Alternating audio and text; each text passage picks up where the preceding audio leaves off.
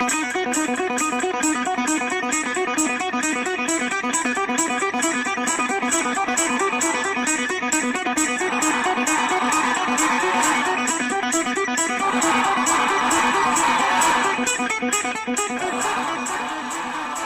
White Sox fans. Welcome into another edition of the dreaded Leadoff Talk. It's our off-season edition, as we have plenty to talk about here today with the great off-season moves the White Sox appear to have made so far. I'm here. This is Luke Stanzik here today. I'm here with Andrew, Zach, and White Sox Dave. Basically, all the members of the Grabson Bench team, minus our buddy Matt Hefner, who couldn't be with us today, but we'll definitely get some talking going right now. We're going to each give our first thoughts on the offseason thus far. We're going to kind of just give a quick, broad overview of what they've done and give our first impressions. And then we'll dive in to what they've done. We'll go into each area and talk about each move a little bit more in depth.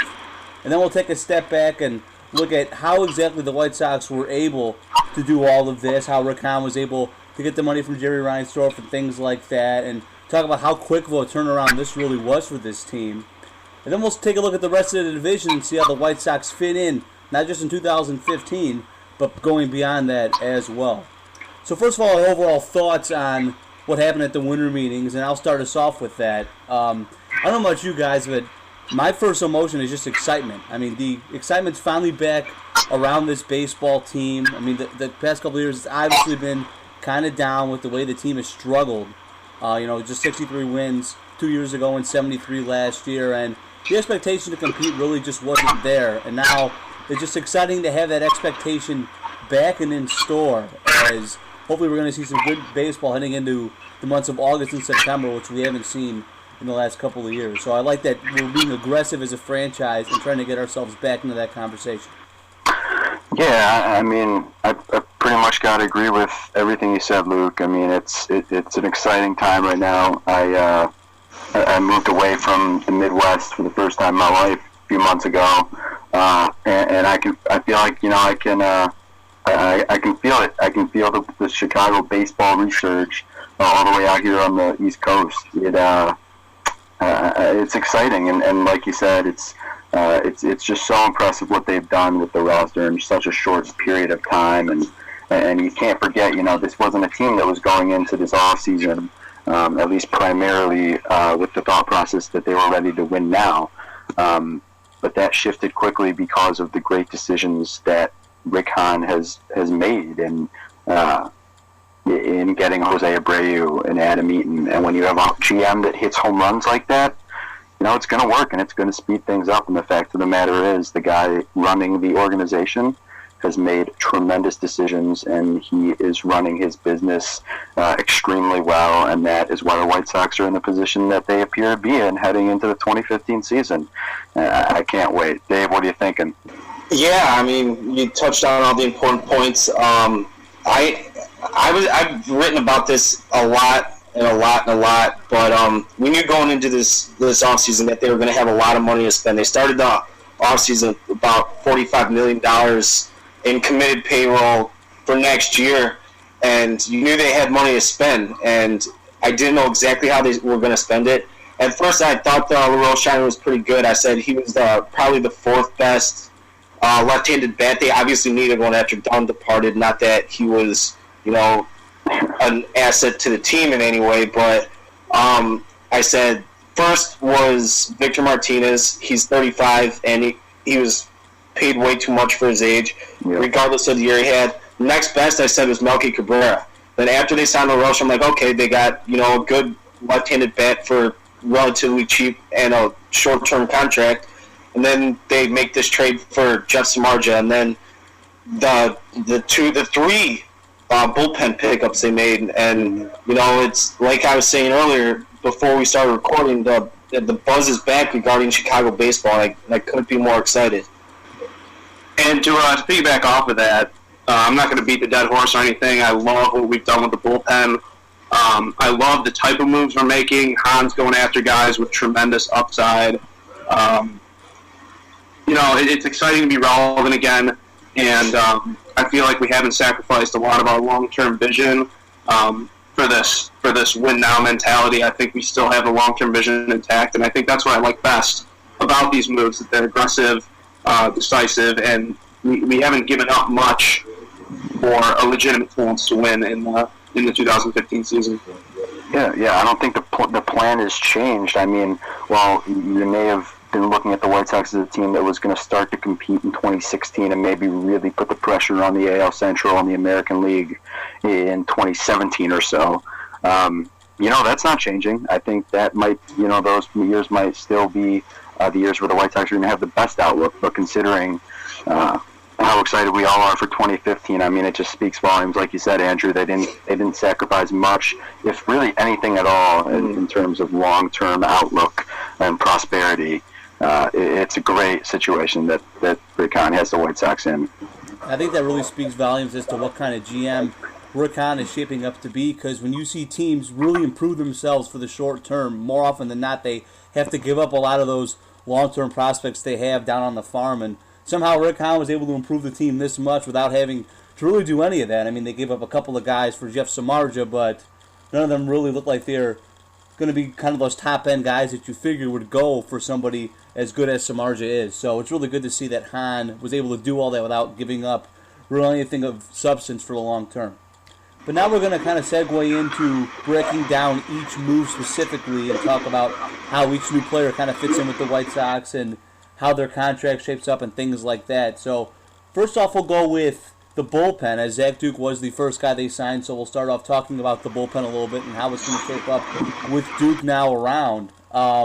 It is kind of a risk every year to devote a lot of money to relievers, as they did with Duke and, of course, David Robertson as well. But I think we can all agree that it was kind of a risk that you knew the White Sox were going to take. I think we kind of all maybe didn't expect them to go out inside David Robertson, but we knew money was going to be thrown into the bullpen this offseason. And, based on the way the bullpen looked last year, it was definitely an area that the Sox had to invest in. So even though it is a big risk for the Sox to spend all this money on bullpen arms, I think it's a sensible one, and I think that's very important to note, because they had to go out there and spend the money, number one, just so they can get some reliable arms back there, and number two, it kind of allows a bunch of the guys last year that pitched okay, like Jake Petrichka and Daniel Webb and Zach Putnam, they can all kind of step back into the more 6th, 7th, 8th inning roles that they're probably better fit for and more accustomed to. So I really like the way the bullpen is looking right now with the additions of Duke and Robertson, not just because they're great arms, but it allows the White Sox to really now have assigned roles to each guy in their bullpen, which I personally think is really important to having a successful bullpen. I always think back to the bullpen in 2005 and how each guy in that bullpen had a role and they knew it, and they went out there and they were able to really just focus on doing their job, as opposed to being a 6th inning guy one day and then an 8th inning guy the next day. And so it just seems like those type of bullpens never work out, and I feel like the White Sox now have the position as to where they can kind of assign a specific role to each player. Yeah, I mean, I think you hit the nail on the head, Luke.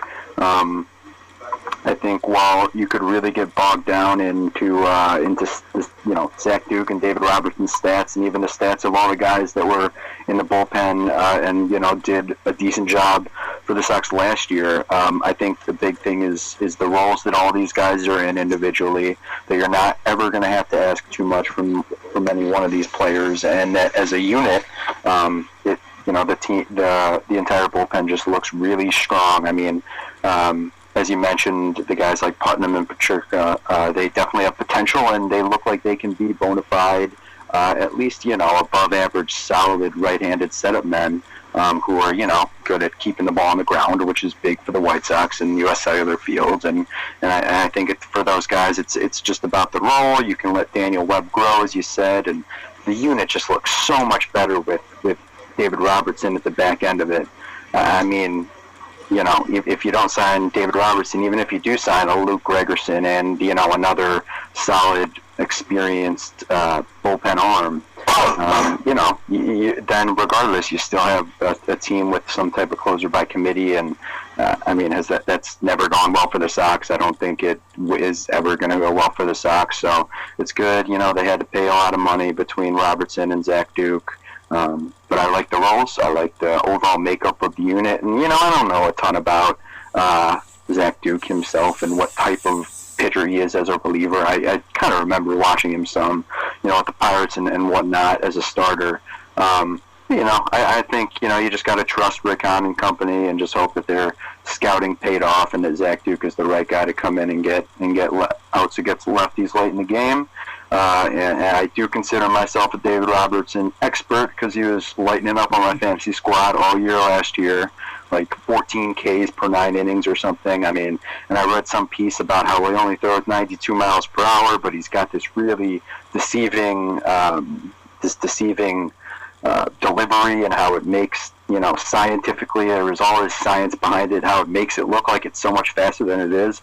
Whatever, I don't know. He strikes guys out. He's a closer. He did it, in the Bronx in one of the biggest high pressure situations as the Yankees closer, fouling for Mariano Rivera.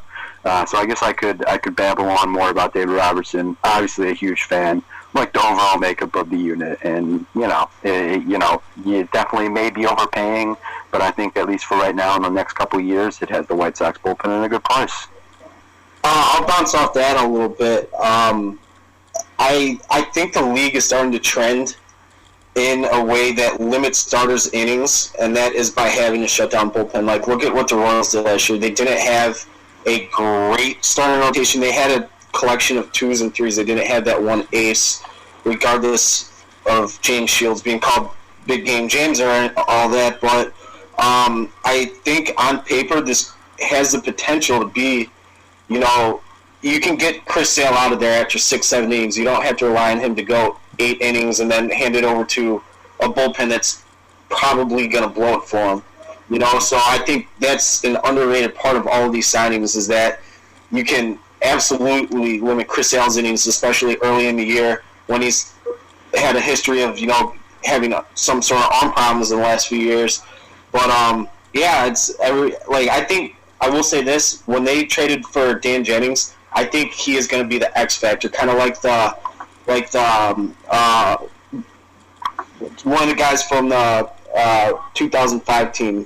Someone like that, just someone who comes in, closes the door in that 8th inning, hands it off to now David Robertson, back then Bobby Jenks, obviously, or Shingo or whoever. But it's all the way around just 3 really, really good, solid pickups.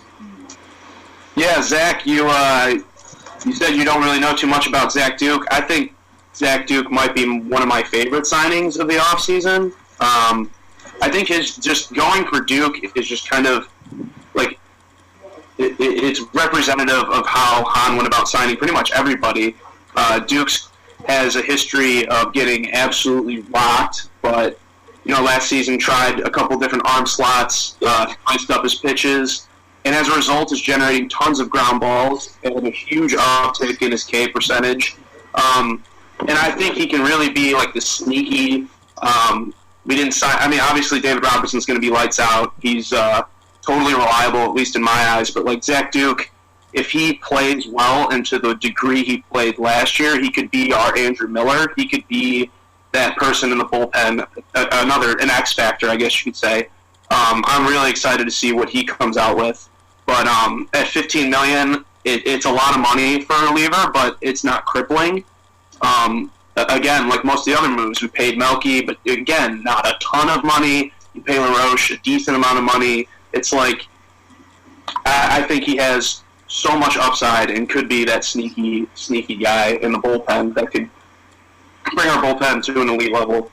Yeah, Zach Duke is someone who really, he's got a history of being a starting pitcher before he was a reliever, and as you said, he kind of had a tendency to get rocked a little bit, but he was dynamite for the Brewers last year, and of course, being from the Chicagoland area and Milwaukee not too far away, I know a couple of real big Brewers fans, and it seems like they were all really upset that Milwaukee wasn't able to hang on to him. So I think that just kind of speaks volumes as to the type of pitcher he was for them last year when you got lots of members of their fan base unhappy that he was taken away by the White Sox. And I completely forgot to mention Jennings before Dave brought him up. I forgot to mention him when I introduced the bullpen here, and I think he's another huge acquisition. Because last year you really didn't have any reliable lefty the entire season in that bullpen until Eric Sherkamp kind of came on a bit towards the end and did all right. But you really didn't have any sort of left-handed pitchers that had any sort of reliability for you the entire season. And now you're probably going to have 2 of them back there in Jennings and Duke. And I don't know about you guys, I'm just glad we don't have to see Donnie Veal pitch again because I'm glad we're not going to try that experiment. Don't forget about Rodon either. Oh, yeah. You never know. He might be. If he's not in rotation, there's a very good chance he might be, another shutdown lefty in the bullpen next year. Talk about an X factor. I mean, we got a lot of time to discuss Carlos Rodon, but I mean, he could definitely slide in there somewhere. I wouldn't be surprised to see him back there at some point. Yeah, I think it's safe to say that whether it's going to be in the rotation or in the bullpen, he's going to have some sort of role on the 2015 White Sox, especially from July on. So, Speaking of Rodon, now we can kind of transition nicely into the starting rotation, which obviously the biggest acquisition with that was Jeff Samardzija, which the White Sox gave up Marcus Semien, Josh Phegley, Randall Ravelo, and Chris Bassett for. But definitely, I think, given the type of pitcher Samardzija is, I don't know about you guys, but I sure really have no issues with the package they gave up to acquire him. The big concern with him is if he's going to be a long-term guy here on the south side, but I like our chances more than most in terms of locking him up to a long-term deal, given the fact that he grew up a White Sox fan and, he's kind of got that Chicagoland area blood in him. So I think that definitely can go a long way. If the White Sox are a competitive team all season long and he kind of catches on to that excitement, I think that could kind of pay off for the Sox in that regard. But he gives the White Sox just such a nice rotation with him and Sale at the top, and Jose Quintana is able to slide to the 3, who I think, when you compare him to the rest of the third starters in the majors, he's probably going to be in the top 5 of that category. And then you still have John Danks, who, is still around, does have the big contract, but he's going to have a lot of pressure off him now. He kind of gets to slide into that 4th or 5th starter's role, and he's going to be in a role where you can just say, hey, go out there, give us 6 innings, get us to our bullpen, give us a quality start. That's really kind of all you have to ask him to do now. And then, that 5th starter's kind of up in the air. We mentioned Rodon, who's got a chance to do that. Hector Noesi had a very good year last year, given the circumstances of when they brought him in and what they were kind of expecting from him. I think he exceeded everyone's expectations. And then, there's a couple of dark horse candidates there as well. Maybe Eric Johnson can rebound in spring training. We'll see what kind of role they have in store for Frank Montas this year, if we'll see him in the bullpen or maybe at the back end of the rotation at some point. I'm sure there's probably a couple of other names I'm forgetting there, but I really like the way the rotation's looking now, and it definitely looked like it could be one of the real strengths of this ball club. Yeah, I mean, I think it could definitely be a strength of this ball club, and it could definitely be one of the best rotations in the entire game. I forget one of the big baseball insiders right after the Samardzija trade went down, said, without question, in his opinion at least, it was either Heyman or Rosenthal, one of those guys, said, the White Sox with Sale and Samardzija probably have the second best lefty-righty combo at the top of the rotation after Kershaw and Greinke. And I think it's true. Jeff Samardzija, when breaking down that trade, Luke, you said a lot of good stuff about the entire rotation as a whole. I mean, Samardzija last year had his best year of his major league career by far, and what people don't realize is that it was only his it was his 3rd season as a starter in the big leagues. So he does not have a lot of wear and tear on that arm, even though he's almost 30 years old. And a big thing that we've heard discussed, with free agents and impending free agents is the career pitch count, and having that kind of reflect their pitching age, if you will, better than just how old they are, or how much wear and tear they really have on their shoulder and their elbows and whatnot. And it's not much for Samardzija. It's significantly less than all the pitchers that were on the open market, the big names that were on the open market this year, including Max Scherzer, who's still out there and had thrown a lot less innings, than anybody else available this season. Last year was by far and away, as I said, his best year. You saw a drop in all the stats you wanted to see come down, name point. He was walking a lot less batters, and that just, really helped him just figure it out. He's got nasty stuff. He strikes batters out. He keeps the ball on the ground. He's a really well-rounded pitcher, and I'm sure you guys can, even speak a little bit more maybe to his stats. But considering that, I believe in his stats and I believe in his potential, and that he's going to pitch closer to how he did last year than how he did in previous years, which was already a pretty, good, impressive level and a respectable pitcher in the league. I just think he's that bulldog. He's, Jake Peavy 2.0, and they obviously loved having Peavy, the fiery guy who you could count on to glide out innings no matter what, behind Sale and in front of Quintana. And now you just basically have a better version of that. I really like it. As you said, he's a White Sox fan. The White Sox have already, rolled out this Welcome Home Jeff campaign. And, I mean, they're obviously putting out all the moves to sign him. And I don't know if you can count on it, but I guess they probably at this point have a better team than any other one team than signing him. Hopefully they can work something out. Regardless, like you said, they didn't give up more than a few guys who really just didn't have a high ceiling in the organization. Chris Bassett, maybe he turns out to be a solid reliever. Marcus Semien. I mean, I'm pulling for him. He's going to be probably the starting shortstop for the A's, but it just wasn't guys that really fit into the long-term plan in a major way. I wish him the best, and I get a little weary, because Billy Beane went out and got him, so he might, they could definitely take that step forward out of the blue.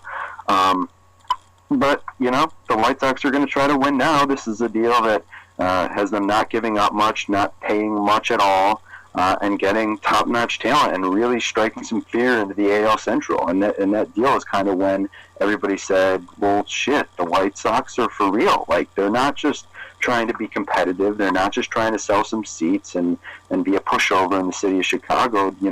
They're here to win. They weren't messing around about that. And the rebuild is not over, but it's ongoing, and it was ready to be added to this young core that Rick Hahn had put together. Jeff Samardzija was, the first, not the first big move, obviously, with LaRoche, who we're going to talk about, and Zach Duke, but was the first statement that was made, and that's why the deal was a really cool one. That's when we kind of all said, we kind of poked our eyes up and said, oh, let's see what you got, Rick. I'm pumped for Samardzija. I've been saying since last year that I thought he was just a tremendous fit for the number 2 spot in the rotation. Yeah, if we can lock him up long term, I'd be all for it because I think he is the guy. I mean, you touched on every single point there. You said that.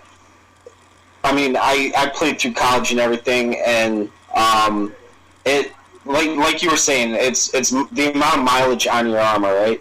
I think I know the exact numbers you were talking about. Max Scherzer has 22,000 career pitches. John Lester has 28,000 career pitches. And Jeff Samardzija has about 12,000 career pitches. And they're all within about a year and a half in age. So he's got a really young arm, and he's just starting to harness it now. And if they can lock up Jeff Samardzija, which I truly, truly think they will, based on the fact that he grew up a White Sox fan, based on the fact that we're rolling out the red carpet for him as an organization, and they're trying to win now. I mean, they're still not quite there, but they're on their way there. I do think they'll lock him up long term, and I do think him and Sale will be the best 1-2 combo in all of baseball. I have no doubt in my mind. There you go. Yeah, no, I mean, there's only one really looming concern with me and Samardzija, and it's that he has a history of giving up home runs, and the Cell is a home run-friendly park. But, I mean, aside from that, his ground ball percentage is trending upward. He made huge improvements, as Zach said, walking fewer batters. And I think the Sox are in a great place with him. They have the whole year to feel him out and see if he fits, which there's no question, to me at least, that he will fit. But, I mean, say he blows out his elbow, knock on wood, you're not strapped in for 5-6 years. And considering what the A's gave up for Samardzija, granted the market was totally different at the midway point last year, Samardzija went for Addison Russell, who's questionably like one of the best prospects. I think he's going to be the next Troy Tulowitzki. He's no question. And to give up someone like Marcus Semien, who has some upside and I think 5 or 6 years of total control, which has value in it itself. Mm-hmm. It's amazing to me how, especially given our surplus of like the almost ready second base, middle infield players, like we have Micah Johnson and Sanchez and Semien. It just seemed like I was okay with Semien leaving, despite the value that he has.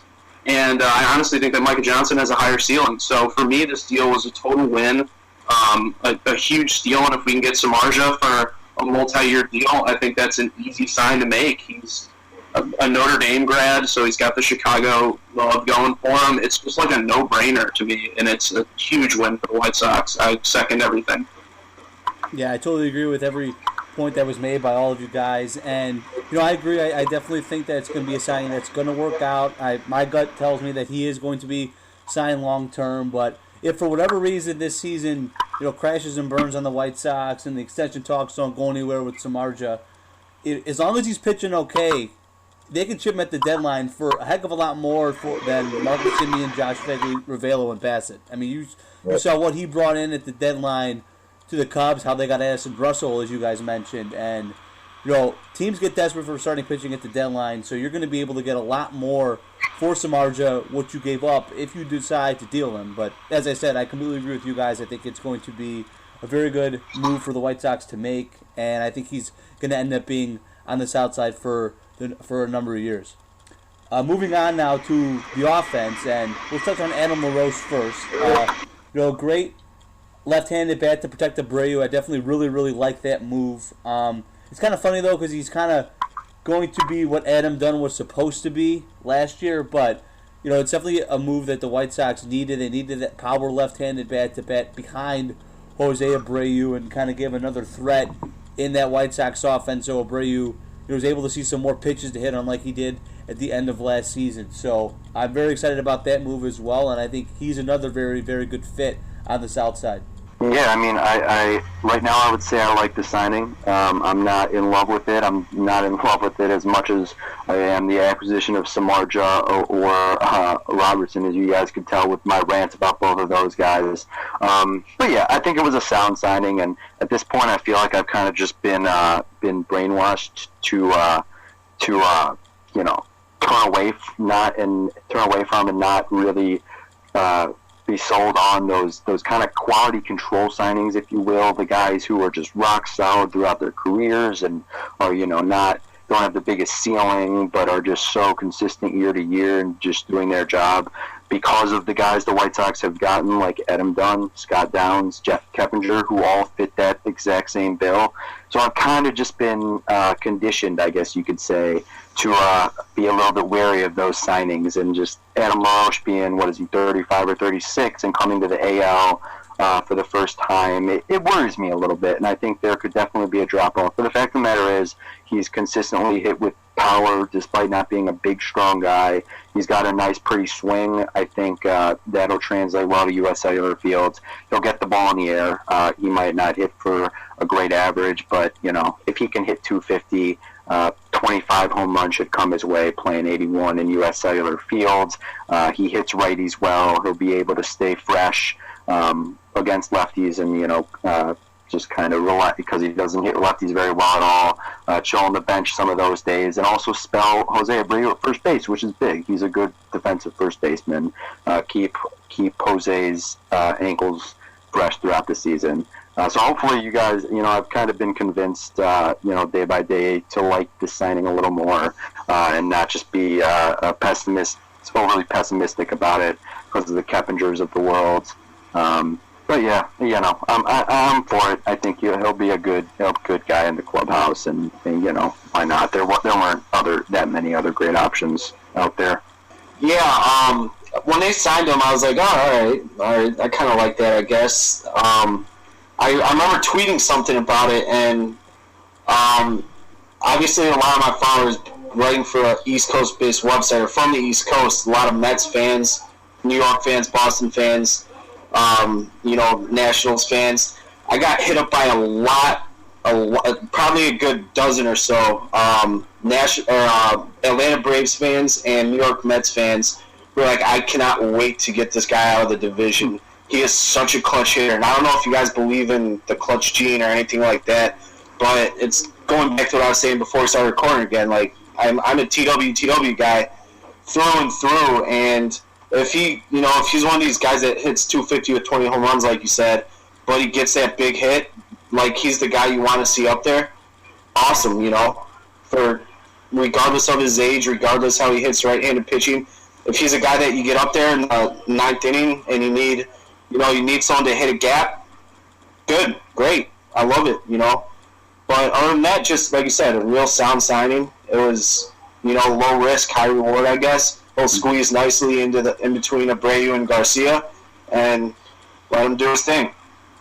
Yeah, no, I was first when this deal first broke. I was kind of confused because he was on a 2-year, I think it was $24 million deal for 2013 through 2014, and the Sox signed him for 2 years, $25 million. So I thought about it and I was like, that's kind of interesting. He must be aging well. And I look into it. He posts his highest on base percentage, lowest strikeout rate, highest walk rate. Actually. Yeah, no, and his weighted runs created was the highest he's ever had in his career. He seems to be aging well. Given his age, his fielding, I feel like can only get worse or stay marginally the same, I guess. But I've always liked Adam LaRoche, and I've always thought he was a tough out. He's a big, he hits a ton of fly balls, and the move from Washington to the cell, I think, only benefits hitters, especially fly ball hitters. So, to me, if I had to pick a least favorite signing or one for, I guess, poor value, if that's how you wanna phrase it, LaRoche seems like that might be the deal for me. But at the same time, I'm not at all upset about Adam LaRoche. I think he's a great player, and I think the veteran presence and everything he brings is totally worth it. And 2 years, $25 million, again, is not crippling. It's not like the huge Adam Dunn deal. It can be. If it doesn't work out, it's not the end of the world. Exactly. I definitely think it's kind of one of those moves that it was made first, so it was the first real domino to fall here for the White Sox as they signed him that couple of weeks ago before they did everything else. And when they first signed him, I wasn't as excited about it as I am now, but now seeing everything else they've done, LaRoche fits in perfect as a complement to all the other moves that they made. So I definitely think the way it kind of factors in with everything, it was definitely going to be a pretty good signing here for the White Sox. And, of course, one of those other moves that they made was the signing of Melky Cabrera, which happened back on Saturday late at night. And definitely, to me, I think was the most surprising move out of the 4 or 5 big ones that they made. I kind of thought that they were all tapped out financially at that point, but Jerry Reinsdorf gave the okay to give the big contract to Melky Cabrera, and the most surprising, but he might be the best fit out of all of these because they really have been looking for that second hitter for a very long time. Really, I feel like they haven't had a really kind of surefire hitter in that spot back since maybe Tadahito Oguchi back in 2005, and he is someone who fits that role perfect. He's a guy that gets on base, he hits to all fields, and really doesn't have kind of a real huge weakness in his offensive game. I mean, he seems to do everything pretty well. So I really, really like that signing. I think he's someone who is going to fit in really well, and I think for me, that's the one I'm the most sure of working out the way we think it's going to. I think there's little to no risk in that signing. I know it was great that he wanted, he took a 3-year deal. Everyone thought he was going to get 5, so the one concern you did have was his age, but him going from a 5-year deal to a 3-year deal makes it so much more comfortable for me as a Sox fan. So definitely the signing I think I'm most excited about out of the 4 or 5 real big ones that we've made. Yeah. I don't know if I personally am the most excited about it, but I do kind of agree that, you really can't find a guy that's a much better fit for this team than Melky Cabrera. In our podcast outline that I whipped up, because we're very official here at Grabs and Bench. We've been working on this outline collectively for 2 or 3 weeks, I think now. Getting ready for this podcast for you loyal listeners. The bullet point I put under Melky Cabrera was perfect fit, no? I mean, I think it fits. Like you said, he's the 2-hitter. He's got some pop, even if the pop is going to fade a little bit. He is a really, really good Major League Baseball hitter. 3 of his last 4 years, he's been above average. That's kind of what everybody looking into, all the sabermetrics and the deep numbers of his offensive production have said that he's, a little bit above average, which is pretty much what he got paid to be. But I don't know. I think his ceiling is a little bit better than that, especially as a 2-hitter who's hitting in front of Jose Abreu, and that is not only benefiting Adam Eaton, who hits before him, but Abreu, who comes up after him. It's just a huge addition that, like the Robertson signing with the bullpen, this signing just makes that top half of the order look like such a better unit. It's not just about who's in left field. It's not just about who's in the 2-hole. And I feel very good about what he's going to be able to do in both of those roles. It's about how he affects the rest of the team. And that's what it comes down to at the end of the day for me. I love the signing, and it's a lot of money, but it's 3 years. It's not a deal that's going to cripple you. I don't think he's about to fall off anytime soon. He's been good when not affected severely by injuries or his past steroid use. But besides those times in recent years, he's been money at the plate. We've seen it. He was in the division for a while. We've seen it firsthand. The guy can hit. I think he'll get along in the clubhouse with the Abreu and whatnot, and hopefully add some life to the dugout. I'm all for this signing. Yeah, I'll be quick. Like you guys were saying earlier, the Sox have been trying to force guys into a two-hitter role for years on end now. I love Alexi. He's not a two-hitter. I loved Beckham as a person, I guess you could say. But, he was far from a two-hitter. They haven't had a two-hitter for years and years, and signing Melky, you automatically insert him into the 2 spot in the lineup.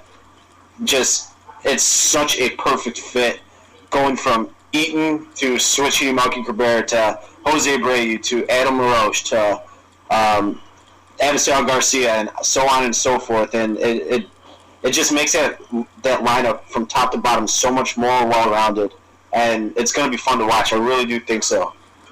Yeah, it's hard to figure out what to expect from Melky. His 2013 season, I believe he had like a tumor in his back and a hamstring issue, or I don't know what it was, but he was not awful, still better than any number 2 hitter the White Sox have ever had.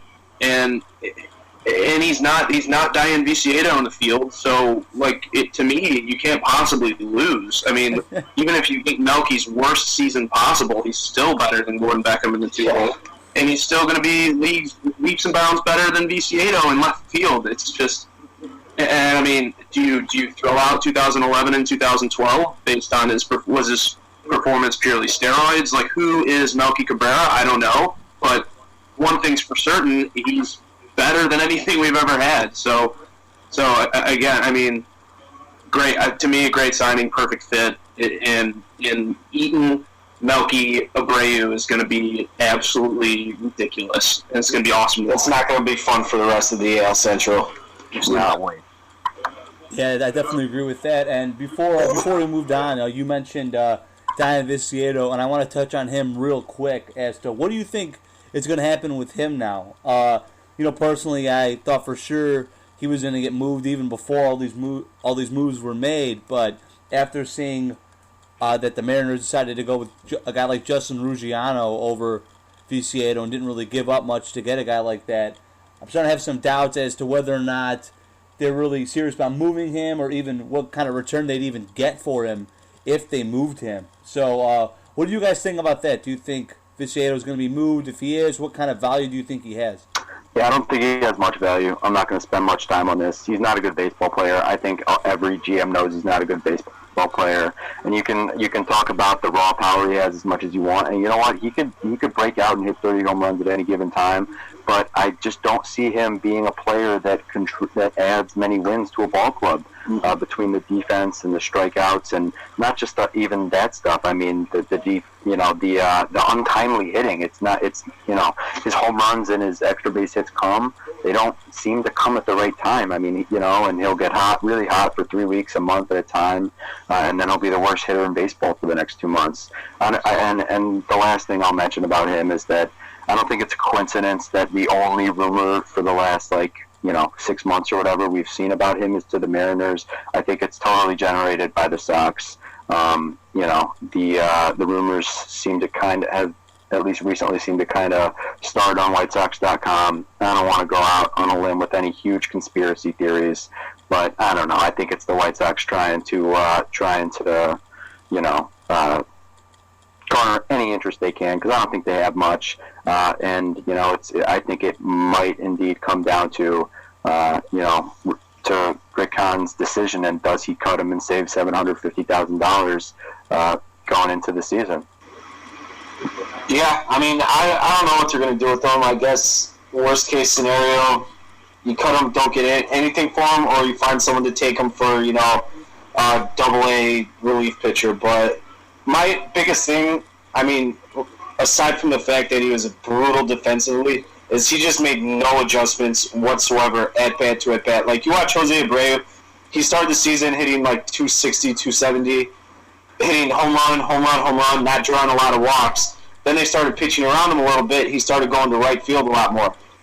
Diane Viciedo has no ability to do that whatsoever. Every single pitch, every single at bat, it's just him swinging for the fence, regardless of the situation, regardless if he has to move runners, regardless of, you know, the at bat before what he did. The ability to adjust for him is non-existent, and that is a huge part of being a successful baseball player. And that's why I don't think he will be a successful baseball player, because he, over the course of 3 seasons, 4 seasons, whatever it is, he's made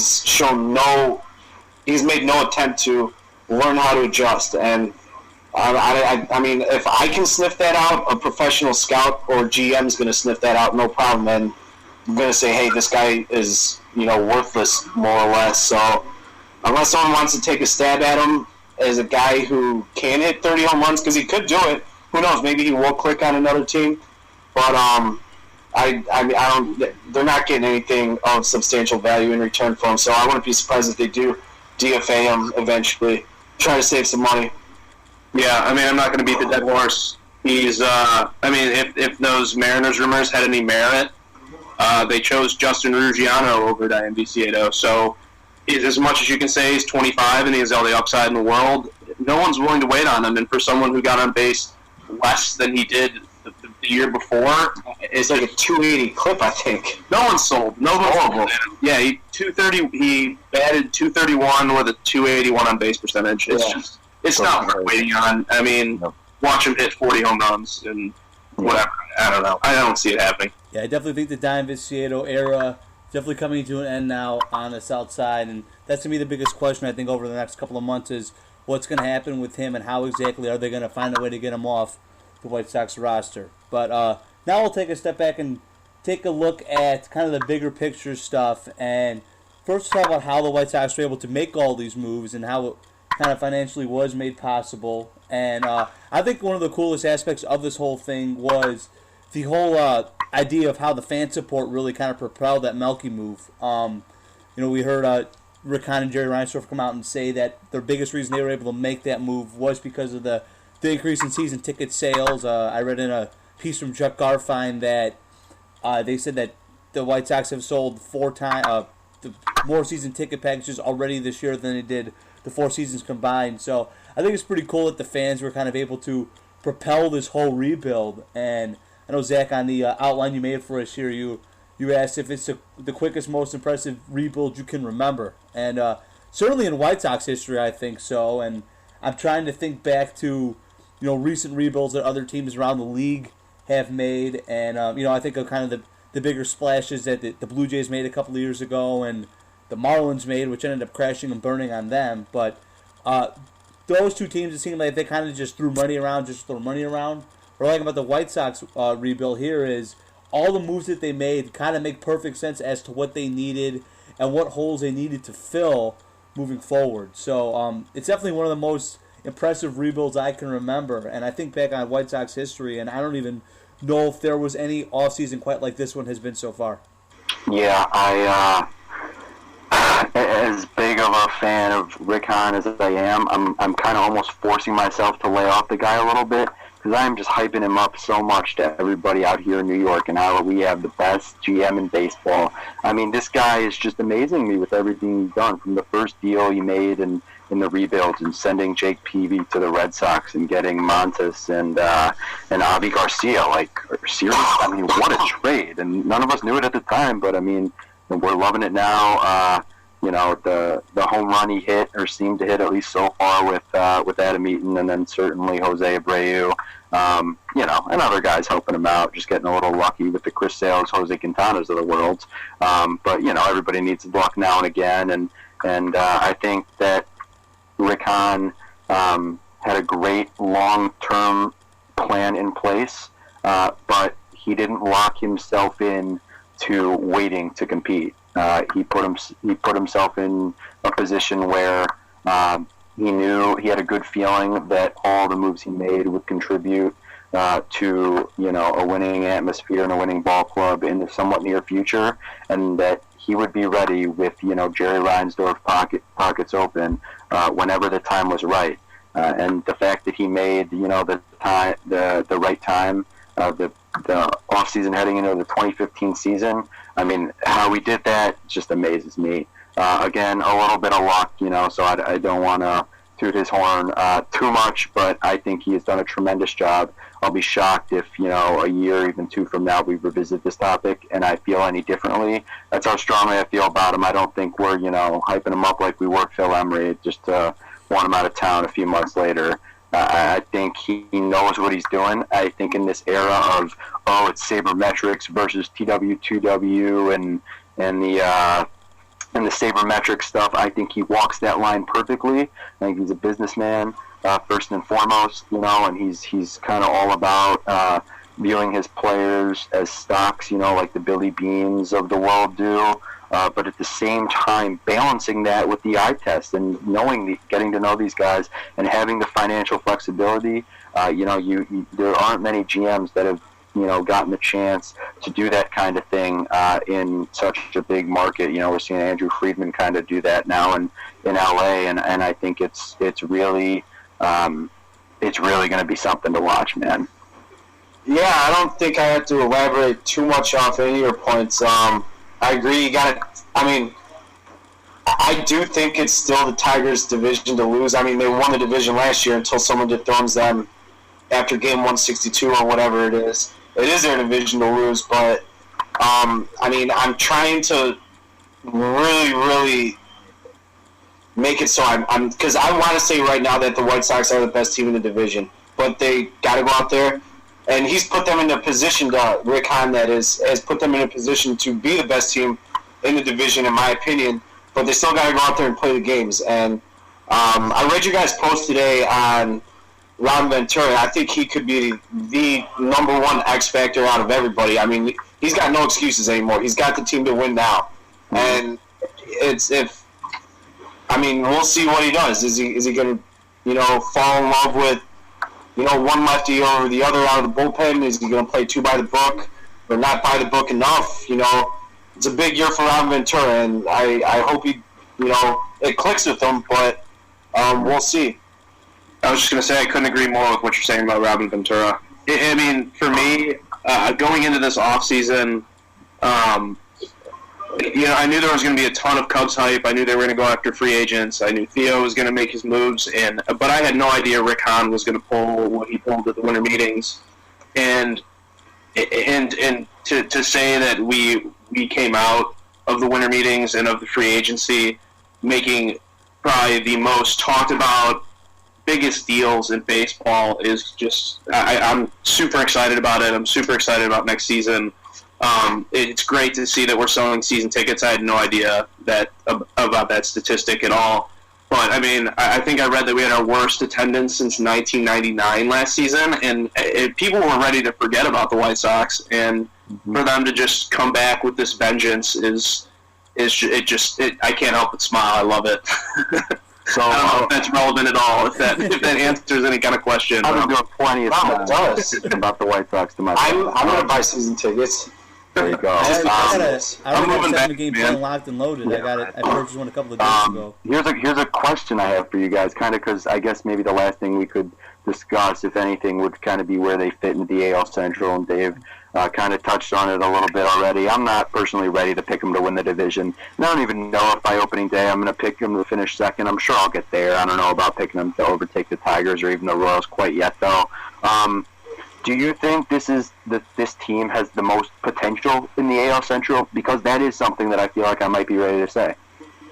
Yeah, I agree with you completely. I think when we take a look at the way the roster is constructed, the ceiling for this team might be higher than anyone else's ceiling in the division. Now, whether we're going to see that all come to fruition is a different story. As Dave touched on, you kind of don't know what's going to happen until you see them hit the field. So it's really hard to go out there and say that we definitely think they're going to win the division just yet. But I definitely think they had the potential to do that, and it's going to be one heck of an AL Central this year. I look at the Royals, the Tigers, and the Indians.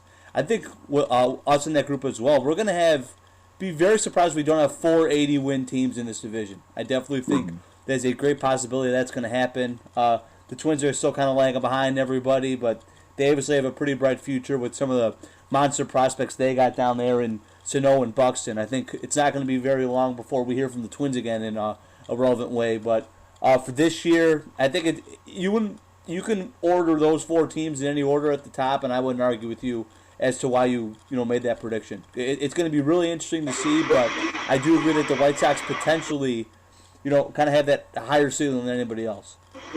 Yeah, I mean, I'll bounce out there real quick. I'm like I said, I'm really, really trying my hardest to curb my homerism. I mean, you guys know I get beat to death for being a homer, but I do think they can win the division. And going back to what I said, it's Ron Ventura will be the X factor, but come opening day, I'll be like, yes, the White Sox are winning the division. I do, like you said, they do have the highest ceiling. They got great starting rotation, 1 through 3, maybe 1 through 4, maybe 1 through 5.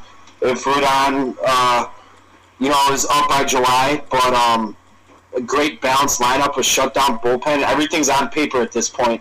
They put it together on the field. Sky's the limit. We'll find out, but it's hard to put a number on where they're going to finish in the division for me. As much as I want to say at this point they are going to win the division. I think they definitely can win the division. They're fighting an uphill battle against regression. I mean, if you get the same season out of Jose Abreu, you get Adam Eaton on base 40% of the time, healthy, who steals, 30 bases? I mean, and if you get the same year out of Sale, Quintana, the sky is the limit, exactly. And am I ready to say that they'll be more than a 500 team? Could they be a 500 team? Yeah, but just the fact that the ceiling is there is what gives us the hope, and it's what's going to fill the seats, and it's what's generating such hype. So I do want to add that the Twins signed Urban Santana, and I think that might have been the steal of the winter meetings. But I digress. The division's going to be tough, and it's the Tigers' division to lose to me. Yeah, and honestly, it's going to be a tough division, and even I guess I would expect them to be in. I would put a lesser percentage chance of them being in the playoffs than if they were in most other divisions, because it's just going to be so competitive. Teams beating up on one another in the Central. But I'm also just excited for the Central to be good. I mean, not that I'm pulling for our rivals to be good. Obviously, I would rather them all be crappy and let's just run away with it with 86 wins. That's not going to happen. But I'm ready for competitive baseball, and like you said, Andrew, the excitement and the seats being filled whenever I make it back to a game, it's just something to look forward to. The vibe is in the air. I'm nowhere near Chicago, and I just couldn't be more ecstatic. I'm feeling it every day, and hearing that you guys are really enjoying it back in Chicago is awesome to hear. It's not even Christmas. Yeah, not even Christmas. Yeah, Christmas hasn't even come yet, and the White Sox have definitely given their fans all sorts of gifts, all the moves that they have made so far. So definitely the excitement is real in Chicago, and to kind of steal Stacey King's kind of line, the hype is real. So I'm definitely really excited to get back to hopefully have April come soon and have spring training come soon, and we can finally start watching some more White Sox baseball. But that'll about do it for this edition of the dreaded Leadoff Talk. Zach, Dave, and Andrew, thank you for chiming in for us, and thank you all out there for listening to this edition of the podcast. We'll have plenty more throughout when spring training rolls around. We'll have plenty more editions of DLT for you, as we will throughout the entire 2015 season, which figures to be a very good one. So be sure to check out Dave's stuff over at Barstool. Also be sure, of course, to check out all of our stuff over at Grab Some Bench. So until then, have a good winter, everyone. Have a Merry Christmas, and hopefully spring training comes around sooner rather than later.